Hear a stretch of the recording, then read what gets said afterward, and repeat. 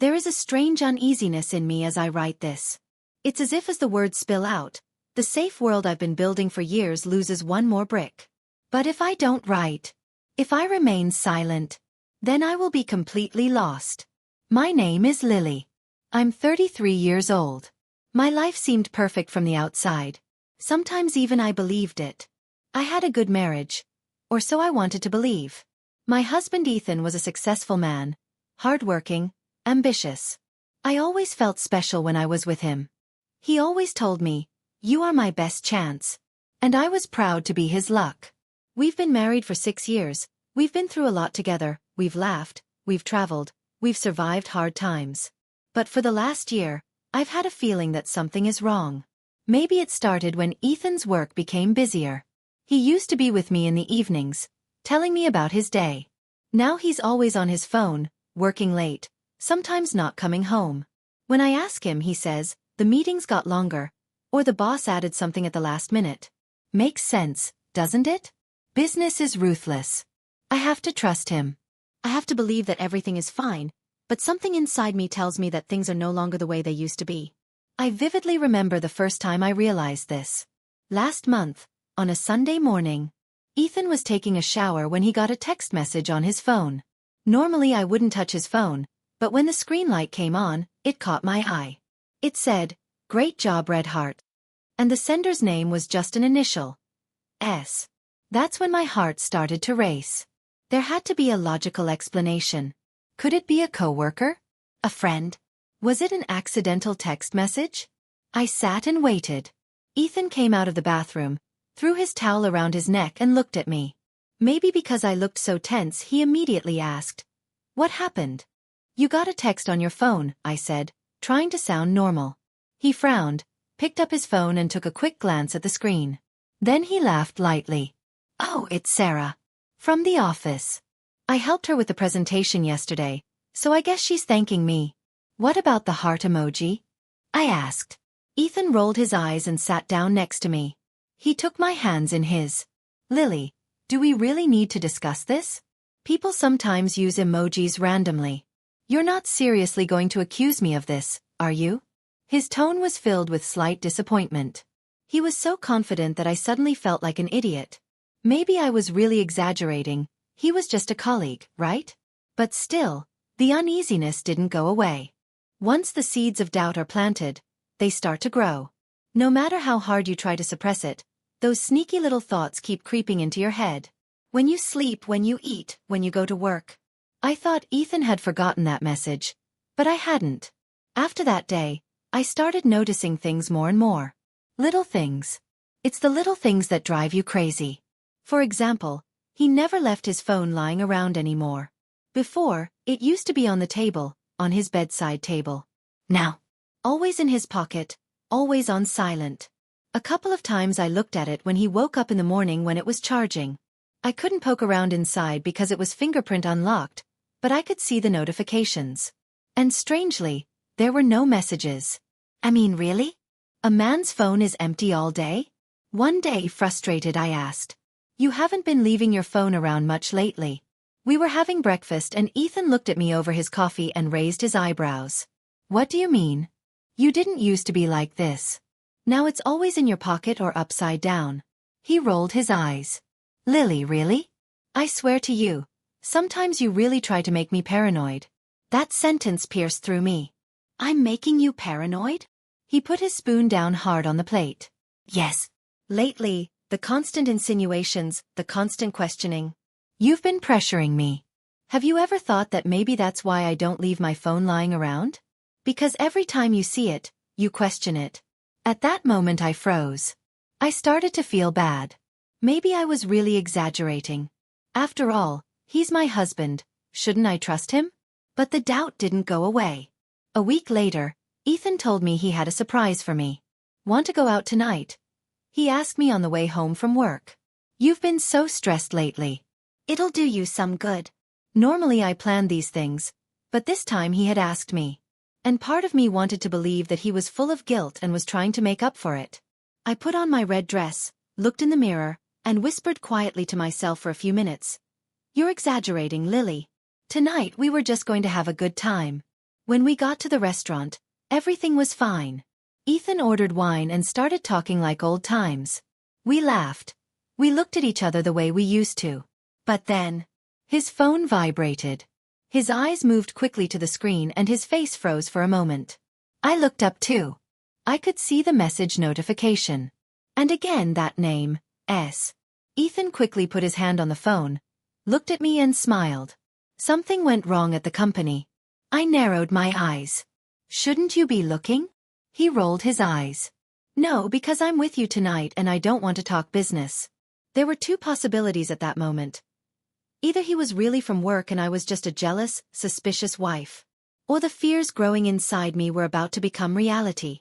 We continued eating, but I had lost my appetite. When I went to bed that night, Ethan put his arm around my waist and kissed my cheek.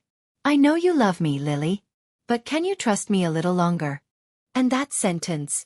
Because of that sentence, I felt my own doubts as a betrayal. But the truth, even if buried, would come out one day. Betrayal doesn't enter you like a knife. It doesn't cut or bleed so suddenly. First it starts with a small ache. Tiny doubts, unexplained feelings. Then as the days and weeks pass, that ache grows, gnaws at you, slowly rotting you. And one day, the truth hits you in the face so hard that your whole world crumbles. My world came crashing down that night. Ethan had to go on a business trip. To Los Angeles. His boss made a last-minute decision. That's what he said. How long are you staying? I asked him as he was packing his suitcase. I don't know, he said, so casually that I was almost annoyed. As long as the meetings last. I watched him without saying anything. He folded his shirt carefully and put it in the suitcase, then put on his favorite scent and closed it tightly. He didn't used to pay attention to such things. When he traveled, he would take a few random things, cram them in, and be ready to go. But now everything was planned. Very planned. Call me every day, I said, smiling slightly, trying to act normal. He took my hand, ran his fingers over the palm of my hand. Of course I will, he said, looking into my eyes. I promise you. Did I really believe it at that moment? I think part of me still wanted to believe. Ethan's plane left early in the morning. I saw him leave. I waved. I smiled. He walked out the door and texted me an hour later. I'm at the airport. That strange feeling of uneasiness never went away. As I sat drinking my coffee, I turned on the news and something caught my attention.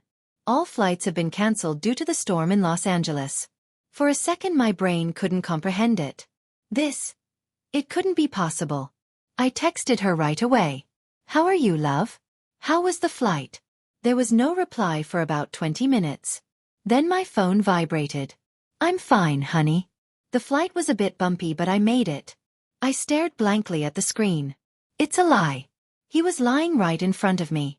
My heart started beating like crazy. I got up in a panic, trembling, and tried to check his phone bills, to see who he had talked to and how much in the last few days. And there was one number she kept calling. Sophia. My best friend. I felt like I'd been punched in the stomach, and for a moment I couldn't breathe. Maybe he was hiding something from me, but it had nothing to do with Sophia. It shouldn't have. But I had a feeling. I couldn't suppress her voice anymore. I picked up the phone. I called Sophia. She picked up on the first ring. Lily. What's up? Her voice was cheerful. Too much cheerfulness. I'm fine, I said softly. What are you doing? Oh, nothing much, she said. I'm at home, watching a movie.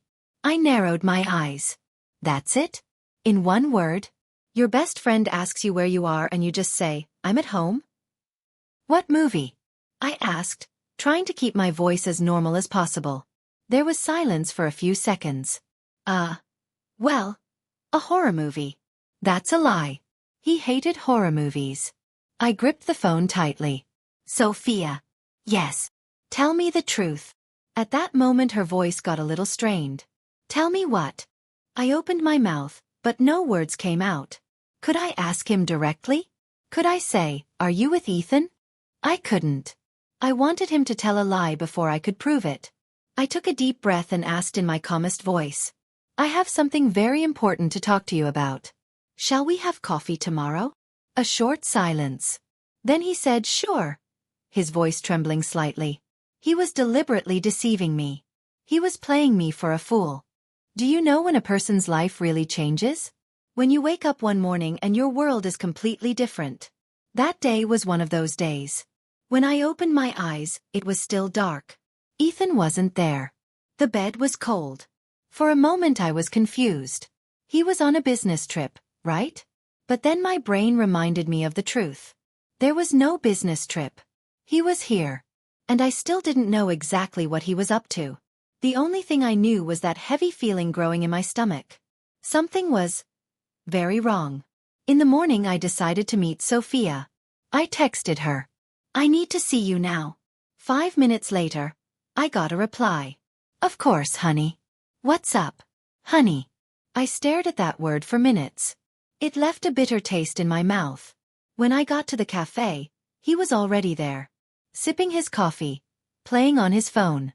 As if nothing had happened. I looked at her. Sophia. My closest person for years, the person who made me tell my biggest secrets, who knew my darkest fears. And something inside me broke. When I sat down next to her, she lifted her head and looked into my eyes. He smiled. But that smile, it wasn't friendly. Your face is so pale, he said in a worried voice. Are you all right? This time I didn't play games. I asked directly. Where's Ethan? For a second his pupils dilated. But then he quickly composed himself. He's in Los Angeles, right? He said, taking a sip of his coffee. I shivered. Because Sophia was always lying when she answered my question with a question. And then I realized. The person who knew me best wasn't just Ethan. Sophia knew too. How to manipulate me. What lies would satisfy me. What questions were enough to get me? Was it Ethan who deceived me? Or was Sophia the real predator? That terrible doubt began to grow inside me.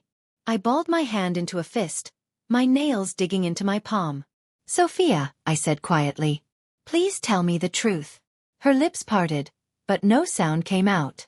And at that moment, her cell phone screen lit up. A text from Ethan. I just stood there staring at the screen. Is that what was gonna kill me? Not that I knew the whole truth. That they didn't even try to hide it? The blood rushed to my brain. And in that moment, Sophia slowly lifted her head and looked me in the eyes. With that fucking smile. And she said one thing. Do you want to know the truth, Lily? Yes. But at the same time, no. Because I knew. What I knew would tear me apart. And there was no escape. Sophia took another step forward, looking into my eyes. Her expression was so relaxed that she didn't seem to care about the weight of what she was saying. Her voice was soft, but her words were sharp as a knife. Yes, Lily. I was with Ethan. The world stopped spinning around me. Seconds froze, my breath caught. It was as if a huge stone sat in my stomach. My hands turned to ice, the ground disappeared beneath my feet. My eyes were burning, but I didn't cry. A volcano was erupting inside me, but outside I was like ice. I confess this because there's no point in hiding things anymore, Sophia continued. Your perfect life has always overshadowed me. Everything about you was always perfect. But me? I was always a shadow behind you, lost in your light.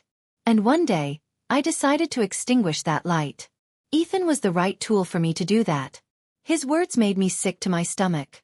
This woman I thought was a friend, a woman I had shared years with, was openly telling me that she had betrayed me, and that she had done it to hurt me. And Ethan. He wasn't even here. He was incapable of confrontation. He was so simple, so insignificant, that it was worthless to say a single word about him anymore. I balled my hands into fists. My heart was beating wildly, but it wasn't sadness anymore. Anger boiled in my veins. But I wasn't going to give him that satisfaction. He wanted to see me cry, to see me break down. He wanted to remember me as a ruined man. I couldn't give him that. I took a deep breath, my chest tightened, the air in my lungs was like poison. I looked up at him and smiled. Yes, you heard me right. I smiled. What do you expect, Sophia? For me to yell at you? To beg you? To show you every ounce of pain inside me? I asked, my voice colder than I expected. You wanted to break me. But I'm standing tall, I won't shrink like you, I won't be pathetic like you. His eyes narrowed, as if he hadn't expected this reaction. The only thing I expected was for you to realize that you had lost. I took a deep breath and sat up. No. Sophia. You're the one who lost. You lost my friendship, my trust. And Ethan? He'll just be a mistake. But me? I'll move forward. I'll be stronger. Because I'm not a wreck like you. You thought you were happy coveting what someone else had. But what do you have now? Nothing. After he said that, I left him there. He didn't call after me. Because he knew. This was not just an end. It was a defeat for him. Part of me was still burning inside, but I wasn't going to get lost in that fire anymore. I was going to rise from the ashes, and I was never going to let anyone burn me again.